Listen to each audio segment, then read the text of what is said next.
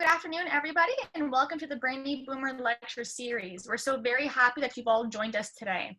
In 2007, the McGill University Research Center for Studies in Aging, or the MCSA's Education Committee, started the Brainy Boomer Lecture Series in order to suggest practical steps to improve and maintain brain health, as well as to promote healthy lifestyle choices amongst the most populous generation in history. The MCSA's Education Committee, which was founded in 1996, has three main objectives: identifying education needs of healthcare providers, seniors, caregivers, and the public, and developing responses to meet some of those needs; to enhance the image of the aging process by addressing stereotypes and myths about aging; and finally, the dissemination of research on aging. Dr. Dolly DeStore is a geriatric clinical psychologist with over 40 years of experience in working with individuals suffering from Alzheimer's disease and their families. She specializes in the assessment of dementia and was the co-director of the program in dementia with psychiatric comorbidity at Douglas Mental Health Institute. Before continuing, we would just like to remind you to please mute your microphone on Zoom, and if you have any questions at all, just write them down in the chat box on Zoom. And now, for the moment we've all been waiting for, I present to you Dr. Dolly DeStore with Aging in a Changing World. Good afternoon, good morning, good afternoon, everybody, and I'm very happy to be here with you today and talk about aging in a changing world. And those of you who have been with us on this whole series, I thank you for attending the McGill series all the full month of July, and we will be ending now, and then we'll be starting again in September. So the world we live in today is not the world we were born in, nor the world we grew up in. There have been so many technological changes. We've had the washing machine, we have the microwave, we have the smartphones, we have the flat screen TVs, we have all sorts of things which were not there and which made life much more easier for us in many ways, which was not there for our grandparents or parents. But the biggest change in this time is our ability to live long, have healthier and more productive lives. It is mankind's greatest accomplishment, but we often see aging as a problem more than an accomplishment. And the public sees aging as a process of deterioration, dependency, incompetence, which may or may not be true. And we need to disrupt that way of thinking and get rid of those assumptions about getting older. We need to make people understand that reaching 50 or 60 or 70 is not really about aging, but about living. We need to redefine what is old. 50 is not the new 30, but it's the real 50 as it is now. We do not need to hide our ages, and we need to accept our ages and live peacefully. Now, just to give you an example of what is happening in the aging process, we said the lifespan increases, the population is increasing. In 1867, there were 3.5 million total population.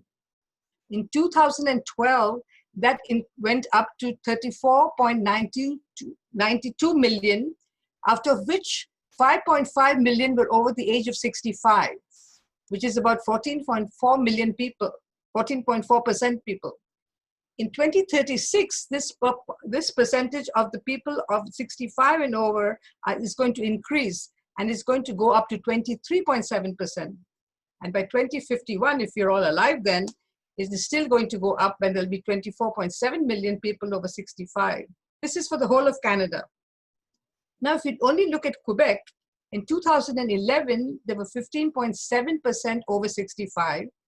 In 2036, it will go up to 21.1%, 25.1% over 65, which means that by 2025, which is not that far away, it's only 5 years away, the population over 65 of both US and Canada will be 25%.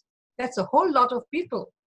And by 2050, there'll be more people over 65 than under 14. So there'll be less younger people and more older people. And so what happens to the life expectancy? In 1920, we were expected to live till 59 years. In 2010, we've been living up to 79 years, with women living up to 81.5 years and men living up to 75.9 years. That's a lot of changes. We expected to live 30 years longer than what our grandparents lived. And 50% of the children born today are expected to live till 100 years. So that's a great change. The world is changing just by number of people. So if you're going to live for 30 years longer, if you live till 70 years, there were 611,000 hours in the 70 years. If we live till 100 years, there'll be 873,000 hours. That's a 40% increase in the number of hours we are living. Now, how are we going to use these extra hours? What are we going to do with these extra hours? How are we going to plan our lives? The traditional sequence of our lives has changed. What we have to do now is to reinvent our lives in this changing world. But it is not enough for a great nation to add years to life. We just can't keep living longer and longer. Our object is also to add new life to those years. We have to be more productive and live well. And this is not what I've made up. This is written by John Kennedy in 1963. That's a while ago. The traditional sequence of our life was 3 stages. We went as education, we went to career, we had a work, we got married, we had children, and then we retired and we had a good life. Now this is replaced by a multi-stage life. Nobody's going to, if you're going to live till 70 or 80 or 90 years old, nobody's going to live, unless you're very rich, you'll have to keep working right up to a good ripe age to make your ends meet. So we will have to retrain, go back to school, change careers, give up our jobs to look after our parents. The workplace and the hours of work will need to be adjusted. So there's a whole lot of different life stages happening. In addition, we experience different age-related stages. We at the same time, we are a worker, we are a parent, we are a daughter, we are a son, we look after our children, we look after our own grandchildren, and the boundaries get very murky. There's no real role models at the moment, and we need to develop those role models. I'll give you some examples of the role models which are there. The Queen looks much older now than this. Margaret Trudeau, there's this, you see these role models? Older people, Canadian master swimming champions. People are living well. And Oscar Wilde in 1891 said, to get back my youth, I would do anything except take exercises, get up early, or be respectable. Okay, so what is the challenge we are facing in this changing world? How do we help all these people who are living to age well in a changing world? Now, new research has showed us that we can understand the aging process much better. We can understand what's happening to our brain. We can understand what we need to do to keep the brain active and functioning well, which we didn't know, say, maybe 50 years ago. So the concept of aging can be traced back to 1950, and it was popularized in 1980s. And we need to discuss 3 concepts: aging, as opposed to ageism, healthy aging, and strategies. And what are the strategies of living well? Strategies non-accepting of aging is the greatest obstacle of living well. I hope you agree with that. So what is the difference between aging and ageism? We all have real and legitimate fears of aging. We fear running out of money, we fear getting sick, we fear being lonely, and we have these negative images of aging has been created by the public and by the press. Wrinkles, incontinence, incompetence, all sorts of things. But this is not true at all. In Canada, 92% of men and women over the age of 60 live at home. They're not living in nursing homes. And more than 50% of people over 85 can go about their everyday activities, managing their daily lives. Maybe they're not shoveling the snow or raking the leaves, but they can drive, they can cook, they can look after themselves with help, some help. So vast majority of us live interdependently. We need help from somebody, but we're not totally dependent on somebody else. So people learn now to live with chronic illnesses. We've adapted ourselves to that. To continue, what is the difference between aging and ageism? Why are we all afraid to live beyond 80? Because ageism is what relegates us as second-class citizens. It makes us being discriminated us upon by virtue of our age. Ageism is a socially constructed idea which keeps changing. It's not a real thing. It is not something which is like racism, it's sexism. All those things are concepts which keep changing with changing times. It is not how we look, but how people in power want us to look. That is ageism. Ageism is when somebody assumes that, oh, you're too old to be employed for that job, or that haircut doesn't suit you, or that dress is not appropriate to your age, or that relationship, oh my God, at this age you're having another boyfriend. So this is that's ageism also. They want to stereotype the behavior of older people to fit into one model, which doesn't happen that way. And if we do not challenge this ageism, it will poison our future by defining longer, healthier lives, which we are all living, as problems instead of a remarkable achievement and opportunity they represent. I'm sure that everybody who's on the call today are living remarkable, healthier, longer lives. And so it's a big achievement. So we need to talk about what is aging now. Aging is 4 distinct processes. It's a chronological age that is based on the numbers of years lived since birth.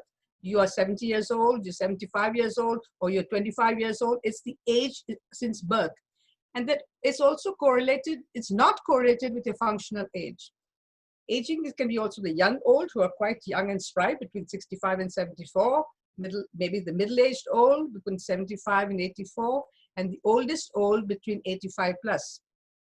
And you can have a 90-year-old person who is functionally quite good as well as 65-year-old, and the reverse can be also true. So chronological age is just the natural years we live after birth. The next aging process is a biological age. That is your physical status, which reduces the efficiency of the organ system of you. Whether your heart is functioning well, your kidneys are functioning well, whether your spleen is functioning well, all those things, how your biology is functioning. And that also affects how healthy you are in your aging process. The third aging process is your psychological age. The changes in your sensory and perceptual processes, how well you can see well. Do you need glasses? Some people wear glasses from the age of their 20, and some people don't even need glasses till they're 50. Do you have hearing problems? Can you see very well? Is your cognitive abilities good? Can you learn well? Can you remember well? Can your memory, is it good? How is your adaptive capacity? Can you adapt to the changing situation takes place? The personality, is it changing? So this is all your psychological aging, okay? And the fourth process of the aging process is social processes. That is the individual's social role and relationship with families and friends, and the informal support which we have. In North America is a very youth-centric society. So the people are very, very geared to anything which is youthful. So there's not too much respect given to older people. And that is another part of ageism which we should need to change. It depends on which part of the world you're living in. There are some countries where respect aging processes and they respect the wisdom of aging, which is not that necessarily true in North America. So, and the role changes. People tend to not pay too much attention over here to what the older people are saying, and they sort of relegate it to the background. So that's the social aging. And that makes the elder person feel more lonely and unwanted. And there are 2 additional essential components, which is adaptation. In spite of doing everything good, you may have a disease genetically, or you may become disabled, you may have an accident, may break your leg or whatever. And you have to learn how to adapt to those things. You can't just keep on saying that, why me? Why did this happen to me? You have to adapt and you have to accept that. So those are 2 additional components to the aging process: adaptation and acceptance of your process. And you have to be aware, in spite of doing all these things, you have to be aware of your medical history, your personal health risks, have physical examination and regular checkups so that you can keep on living and enjoying a productive life. Again, as I said, why is there this discrepancy between a chronological age and biological age? Why do some people look young? You meet your friend, your school friend on the street, and you say, oh my God, you look exactly the same. You've not changed at all. And then you meet somebody else on the street and you say, oh my God, what happened to her? You don't say that to her. You say, oh my God, what happened to her? You know, she looks so changed. Because that is the interaction between the genetics which we are born with and how you live in the environment. That is your lifestyle. So the interaction between genetics and your lifestyle, your environment, determines how you look. And no effective anti-aging medicines or creams or anything is going to help you. It's all your internal processes which work. So the model, very quickly, the model of healthy aging is low probability of disability or disease. You keep your diseases at control. High cognitive and functional, physical functioning, keep physically active, keep mentally active, and active engagement with life, which means self-rated satisfaction with marriage, children, friends. They say that happiness is like a U-shaped curve. People are very happy when they are born, when they're youngish, and then when the life really gets to us, it becomes a bit, the happiness goes down, the reaction goes down. And then towards the end of your life, in your 70s or 80s, your happiness quotient goes up again, because in spite of the losses, you become more accepting to your changes. You become more welcoming to what is happening. You take more part in volunteer work, and that gives you a lot of satisfaction. So we should let nature take its course, and while we delay the age-related onsets of diseases. There's something which we cannot change, we cannot help, this is the genetics, but there's some things which we can change and which we can do something about, and that's our lifestyle. So how do we preserve the health of our brain, mind, and body in this changing world? First is lifestyle, cognitive activities, a positive attitude, and use of efficient strategies. So we take all these one by one. To preserve lifestyle changes, the first and the most important thing, which I cannot emphasize enough, is exercise. Exercise is like a molecular fertilizer to both your mind and to your body. Just as you have aerobics for the body, you have aerobics for your brain. And 30 minutes daily or 3 times a week is just fine to do it. And we'll see what sort of exercises we have to do. Pro-memory diet which is low in saturated fat, high in fruits and vegetables, vitamin B12, spinach, citrus fruit, asparagus, beans, folic acid, vitamin E. All this is good for your health and good for your memory to keep it sharp and functioning. And sleep. Sleep is also very necessary for memory functioning. And control of stress. Nobody in this world is without stress. We all have stress, but how we manage stress, how we control stress, how we work with stress is important. Because stress, there's a hormone called cortisol. When stress, it produces that, and that shrinks the hippocampus, which is the seat where all your memory is collected. So chronic stress alters the brain function. So the less stress we have, the better functioning you are. And the social and leisure activities are very good for relaxing your brain. Exercise. Which types of exercises? Walking, best aerobic exercise. It improves the neural circuit. It controls memory, reasoning, attention, strength training, building bones and muscles with weights, maybe, which gives you a little more flexibility. Flexibility and balance training. This can prevent aches and pains, stiffness in joints, and yoga, gentle forms of hatha yoga. All these are good to keep your body going for a long, long time. Because once you lose your balance, once you lose your walking ability, your quality of life fails. And that's not what you want. You want to maintain a good quality life till the very end. Wellness diet, eat whole green beans, fruits and berries, tomatoes, oranges, yellow fruits, eggs, flax seeds, fibers is good, cereals, red wine, not white wine, but it's a good, because there's a mold on the wine which gives you the antioxidant which keeps your body and your skin looking younger. Chocolate, which is 70% cocoa content in moderation, is good, which is a good diet. What you need to avoid, this is what you all need to eat. What you need to avoid is saturated fats, products made from partially hydrogenated fats, unskinned chicken, and animal protein. Try to cut down on your meat as much as possible. And if you're eating your chicken, which is good, this is lots of protein, but remove the skin from it.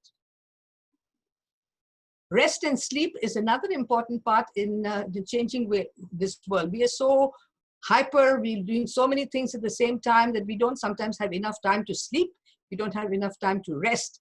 But rest is important, and we have to make time during the day when you're without doing anything. So rest is not only good for your body to relaxes your body, but rest is good for your mind, because whilst you're resting, the mind rejuvenates itself. What should I say? It repairs itself. The brain has an inborn mechanism by which, when you are tired and the brain is not functioning very well, it rests and resets the brain. So the sleeping and rest is very important. It rejuvenates your brain, as I said. And it's this generation, our children is even worse than us. We are a sleep-deprived generation. We don't sleep enough. We need to sleep at least 8 hours a day.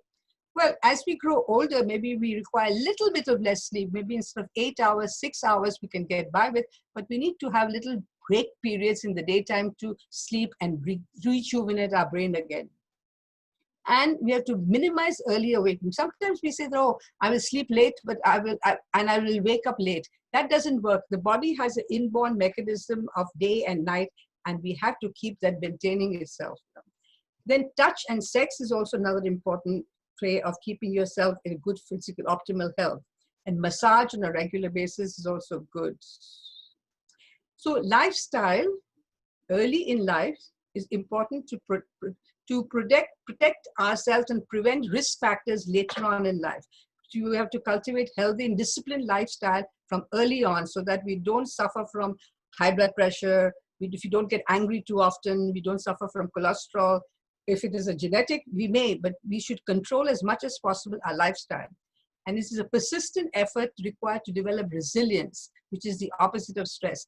Resilience means that we need to develop ability to work out that problem and solve that problem, work in different ways. So, and our lifestyle is different at different ages. We should serve the purpose of life itself. It's very important that we maintain a proper lifestyle appropriate to our age. As we grow older, we need to focus more and more on a spiritual level rather than on just aging. Aging will not be a problem then, it will be a delightful experience. Next, how do we preserve? Again, we come to cognitive activities. Cognitive activities means you solve brain teasers and keep your brain active and learn new activity a year. An activity which is active and not passive. You can go for a walk, which is a physical activity, but if you go for a walk with somebody else and you talk and you chat and you discuss something, that's an active activity which you're keeping your brain active. We need to keep our brains active and our memory functioning with any sort of cognitive activities. So aging is inevitable. Everybody ages. Nobody is there in the world who doesn't age. We age from the day we are born. But memory loss is not a given. Everybody doesn't go through memory loss. Some people have a poor memory to start with. Somebody can have a long-term memory. But what is a memory? You can't see memory. It's not something tangible in your brain. It's a memory, is a dance of chemicals. There's chemicals in our brain and electrical activity in the brain which takes place. And the more you do things and the more you follow the same routine, the memories are formed in your brain. And that keeps it very active. So how do we, again, we talked about efficient strategies are also important. When we get new information, we need to organize it into mental systems, strategies, and a verbal memory. Visual memory is much better than verbal memory. If I was just talking to you without these slides, you will not remember as well as you can see what I'm talking about. When something new is given to you, you add something to that information to make it more meaningful. And you organize that information as you want to remember it. We also have what we call external memory aids, which we didn't have before. We have agendas where we can write down things. We have a little post-it things which we can stick on things. We have our filing system. We make lists. Now we have our smartphones. We can have our notes. We have all sorts of things to remember, which we didn't have, say, 500 years ago. People used to memorize things. People used to learn things by rote. And the more you learned, the better the person was considered to be more important because he remembered things much more. You had internalized the external world. Now we don't do that. I have outsourced our memory and we do things giving it out. We have our phones where we take our pictures, and if we don't like that picture, we just throw it away, the images, the photographs. So we have really outsourced it. And so that is not, in a way, it's not good for our memory because we're not using our brain as much as we should. Now, another thing which helps us, which is too much we have in this changing times, is stress. And stress is what is a biological reaction to a physical or environment or a dangerous environment. And this is what we call an acute stress and what we call chronic stress. And acute stress is good and sometimes necessary, because when you have a little bit of stress, you put in more effort to remember something or do something. Chronic stress is not good because that accelerates your aging process. As I said, the chronic stress creates a hormone in the body which is very close to your organ in the brain, which looks after your memory. And when you have too much stress, that part doesn't work. So the stress counteracts the remembering process. And so stress is expressed as how physically you start having a headache, you get fatigued, you have loss of appetite, you can't sleep very well. Then you have a mental, it is expressed mentally also, you have impaired memory, you have lack of concentration, you have inability to make decisions. This also, if anybody of you was looking after a loved one at home, you have been stressed by the caregiving processes, you will see that all these things happen. You cannot concentrate on anything else except the person you're looking after. You cannot make good decisions. Emotionally, you become very tense, you become nervous, you become frustrated, depressed, anxious. You start smoking. If you're not smoking before, you start drinking, you start overeating or undereating, you have nail biting, you start swearing. So these are little things which how we express stress, and which is not good because that doesn't, and stress is something which was there a lot in our lives. So, okay. So what are the common causes of stress?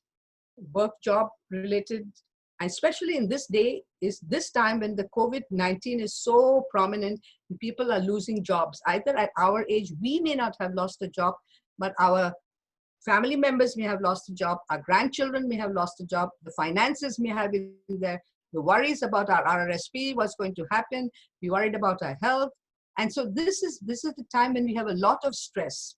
And in 1990, when the same type of thing happened, there was a watershed year for stress. The stress was so high that the prescriptions for anti-anxiety medications was way above the cardiovascular drugs. You know? So those are from 1990 to 1999 was also a very hard year for stress.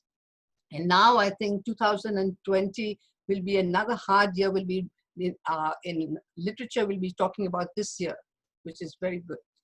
So how do we manage stress? You can manage stress pharmacologically. You can go to your doctor and they'll give you a prescription and you can take your anti-anxiety medication, but it'll help you for a little while. But you can also manage stress by non-pharmacological things, by meditation, by improving social support, by talking to your friends, by talking about your problems to others, because the more you talk about it, the more the things become clearer in your mind. By regular, moderate physical activity, going for a walk or doing some physical activity at home, that will help you to lower your stress level. By breathing very well and improving your sleep quality. By having a good 8 hours or 6 hours of solid sleep a night will improve your quality and will control your stress level. Coping strategies for stress. Apart from all this, what I've said, we can have to change the way you look at things. You will have to say, okay, this COVID-19 is not going to go on forever. It will end sometime. So you change the way you look at things. You take nutritional health seriously. You have to look after your health. Exercise, one of the best and most efficient ways. Practice relaxation, meditation, sleep, breathing exercises. And the most important is also buy some relief for yourself. You know, this is more for people who are caregivers, who are looking after other people. Don't try to do everything yourself. Try to get some help. Try to pace yourself. Women are tending to overextend ourselves, but we need to build a support system so that people do not get very overburdened. And the first step in reducing stress is taking back control of your life. You have to start learning to say no to some things, because we always tend to say yes, that I will be able to do it, but we can't do everything. So we have to control stress. How do we delay the effects of aging? The process of aging, I said, is inevitable. Everybody gets old. Every day we wake up and we look at ourselves in the mirror, we are one day older. But one can potentially reduce the effects and severity of this process. How? As we mentioned, and I'm going to summarize, by physical exercises, by diet, by staying intellectually engaged, maintaining social and friendship networks, developing a cognitive reserve, and managing stress. Stress, again, I'm emphasizing, stress accelerates brain aging. So control your stress. So what is the opposite of this? The strategies for healthy aging. Aging is a continuous and necessary process of life. We have to accept it and understand the process of aging, both physical and mental. To accept the inevitability of aging and adapt. We have to learn and practice what we have to do to keep our minds active in good working condition through all phases of life. You have to learn in appropriate ways to maximize health and happiness. Doing what you love can add to your years and keep your brain in top shape. Those are the strategies to keep healthy aging. So now I want you to think a little bit, how will you prepare for the next 10 or 20 years? Because from 2020 to 2025, I'm sure the world is going to change again. It's changing all the time. What will you do? Will you be still productive? Are there still things you still want to do? There still things you want to travel? Are there items in your bucket list which you want to do? Do you want to learn new things? You have to think about that and you should start planning from now. Will you still have a physical vitality? Because you have to invest in your health for maintaining a good, solid life for another 10 years. You know? Will you be able to adapt and change to changing circumstances? Will you have that resilience in you to be able to change? Supposing COVID goes on for another 5 years, well, how are you going to adapt? Will you still have friendships and relationships which are foundational? Because for a long and happy and dynamic life is built on a combination of friends, family, and work. One by itself is not enough. You have to have a combination of all three. And friends are more important than work. Living to 100 will be a pleasure if all these factors are in place. Jonathan Swift in 16th century said, everyone wants to live forever, but no one wants to grow old. See, getting old is natural. Everybody gets old, but feeling old is optional. How you wish to age is a matter of choice.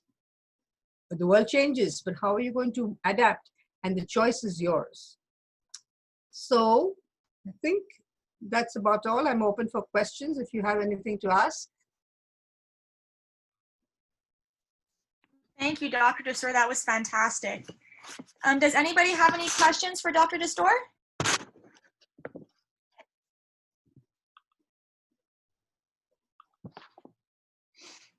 We'll just give it a minute.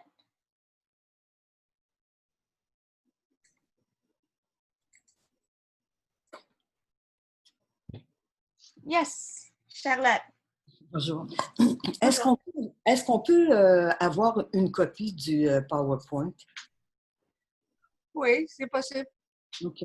Parce que il y a des choses que j'aurais aimé prendre en note, mais ça allait un petit peu trop vite, là. C'était super intéressant. Peut-être Kathleen me envoie ça. D'accord, merci beaucoup. Parfait.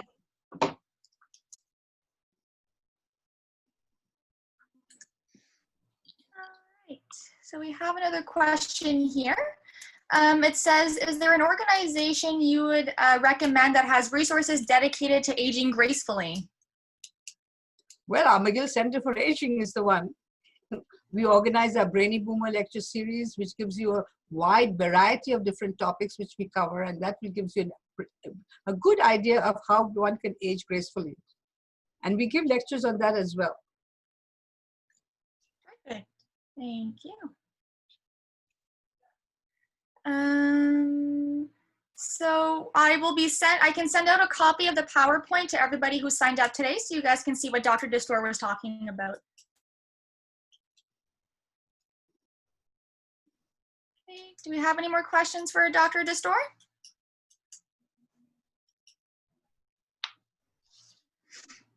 So how do you, maybe I'll have a question for anybody who wants to answer. How do you plan to work through these changes for the next 2 years? I'm not even going up to 5, next 2 years. Is there any plan as how we're going to adapt? Are we going to stay with our masks? Are we going to maintain a social distance? Are we going to be quarantined? Are we going to accept that voluntarily, or are we going to revolt against that, as other younger people are doing? Any comments? Unmute yourself. Yeah, unmute yourselves, please. Yeah. We have another question here for you, Dr. Destor. Someone would like to know, how do you see the aging process with the younger generation, especially given that they seem to be experiencing anxiety and depression, which can become chronic stress? Yes, that's a very good question. I think the younger people at the present time do not realize what the whole process is. And the earlier we start with them in the schools, with exposing them to maybe positive role models, because they tend to think of aging as always a negative process. And it's not negative. We are living examples of that, you know. So we have to expose them to positive experiences, positive role models, so that they learn what it is. And then it should start at this, not only the elementary school level, but at the high school level for sure.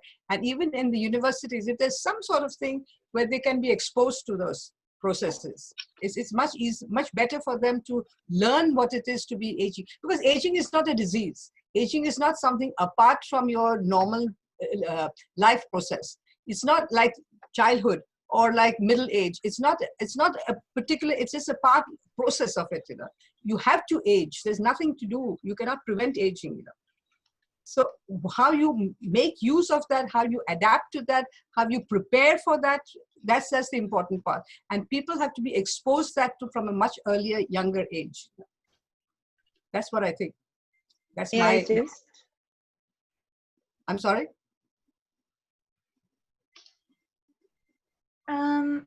So yes. Actually, in reference to your Aruna, question, Dr. Destor. Yes.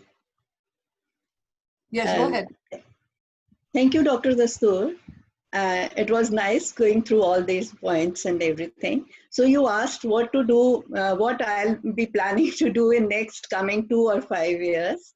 So I have already started for that, because I feel one has to learn some new things. And this talking and attending these Zoom meetings is one of them, because we can learn. And this also gives a feeling that we are talking to somebody in person, and that's very good. And besides that, I am doing meditation every day, like for about 1 hour or so. I do meditation and then some exercises and all that, and try to learn new things. And I have picked up some different subjects on paintings and embroidery, which I was doing in my younger years. So I think aging is just a number of years and nothing beyond that. Thank you. Oh, that's very good. I think meditation really helps. Meditation Yes. helps your brain to function much better. Yes, it Thank does. Thank you. We have another question here. Nicole, if you'd like to ask your question now, you can just unmute yourself and speak with Dr. Destor.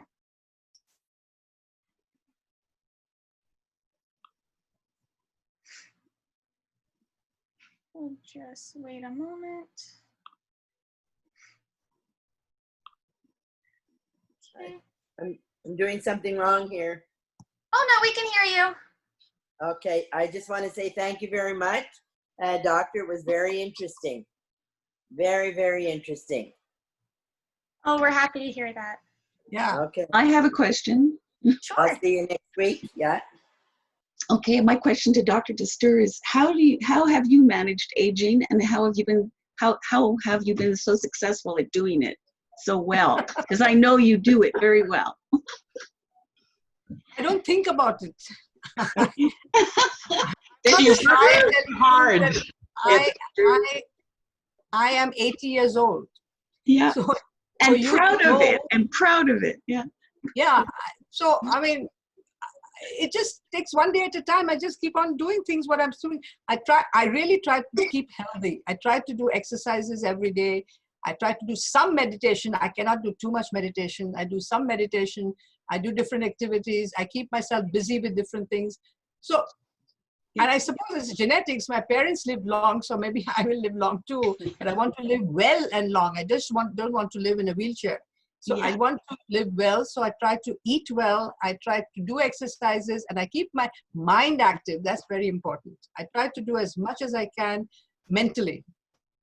I can definitely not do the same things, because by doing the same thing again and again, that doesn't exercise your mind. You have to do new things, and so keep it going. You know.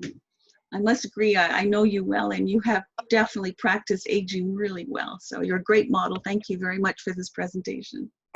Thank you. Perfect. Yeah, so we have a question here. It says, what can we learn from other cultures that celebrate aging? For example, the indigenous, Asian, or African cultures. Yeah, there are several countries in the world which have aged very successfully. There's Okinawa in Japan. There's an island in Greece. There is in Italy, Sardinia in Italy, and there's Loma Londi in California. Those people, when they were interviewed to find out what was the main factor which kept them going, there was no one factor. Somebody says that, oh, I'd never smoked. Some said they never had any drinks, or had never drank anything. Some said, oh, I did everything. But the common factor in all of them was that they were very active physically.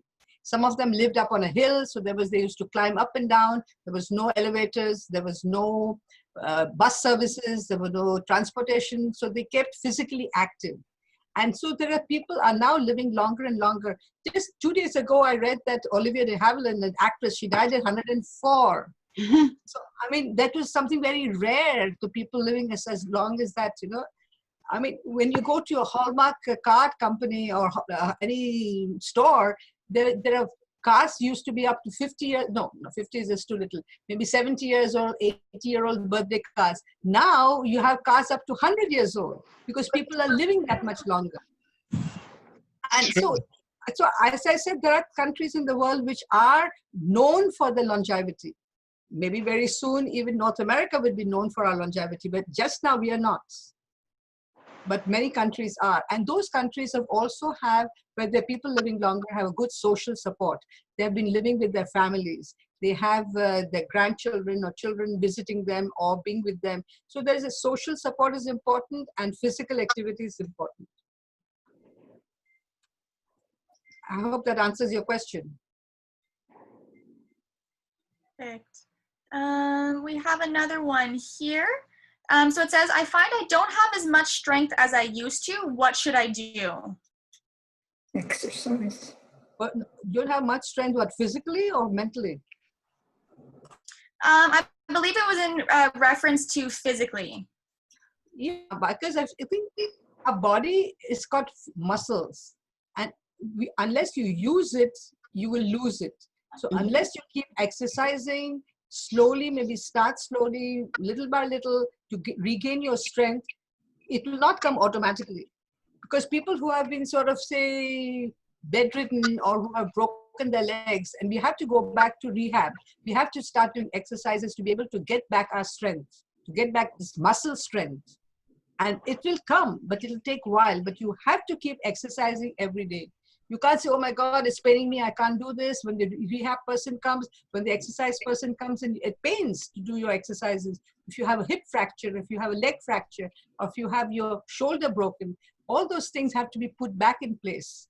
So exercise and regaining all that is very, very important. You can't just leave it and say that, oh, I'm feeling very weak, I can't do anything, so I won't do anything. You have to force yourself to do something. Oh. Perfect.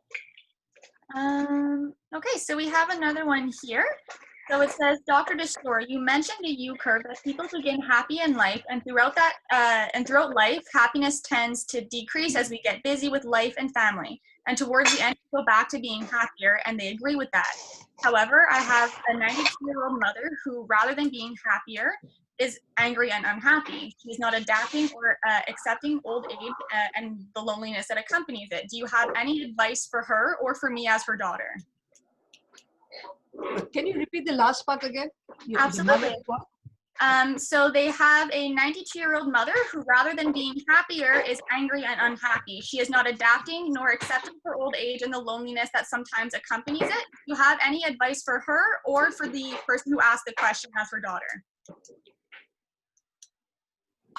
I think she must be an outlier, because normally people towards the end become happier or more contented.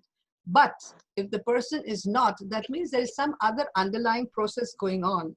There is a factor of depression. People can get depressed, which is a disease, which is not, that's maybe a reaction to the life changes. If somebody, as I mentioned, you have to learn to adapt and learn to be resilient, learn to do things earlier from your life. You can't suddenly get to 70 and say that now I'm going to be happy, I'm going to become very adaptive to everything. It is a process. And if you don't do that, you will not be able to accomplish being happy or contented with life. But generally, even in beginning of dementia, with people beginning to have dementia, will start having some sort of a negative feeling, some sort of depression feeling, which they do not express very well. So that could be, and you need to get to be evaluated for what is happening in the brain besides just being unhappy. And for the daughter, I would say to be more positive, to be more cheerful around her. When she expresses some depression or some negative feelings, to acknowledge those feelings as to what is causing those feelings, and not just say, oh, no, don't worry about that, it'll go away. Acknowledge it and try to solve what her feelings are. So in that way, she feels validated about what her feelings are. Yes. Perfect. Are there any other questions?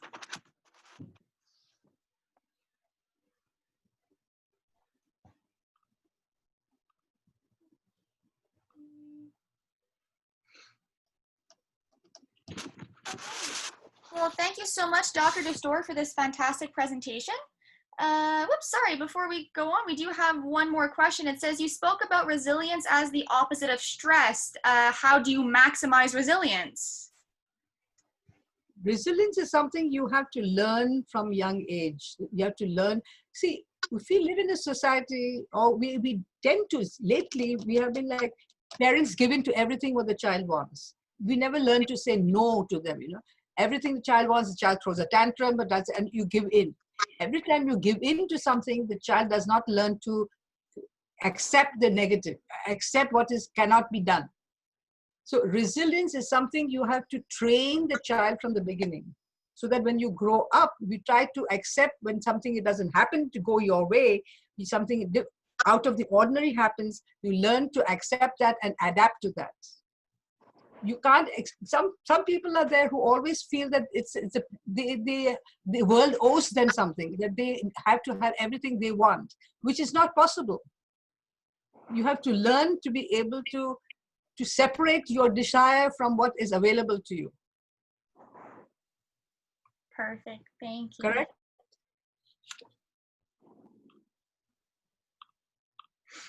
Okay, yeah, so I will definitely, we have another question, so I'm going to get the slides from Dr. Destor. I'll send them to everybody who participated today. There will also be, this lecture was recorded, so the recording will be on the McGill University's Research Center for Studies in Aging website by the end of the week. So you should be able to watch this presentation and any other lecture that you may have missed, or and our workout sessions as well. Is there any other questions for Dr. Destor? Okay.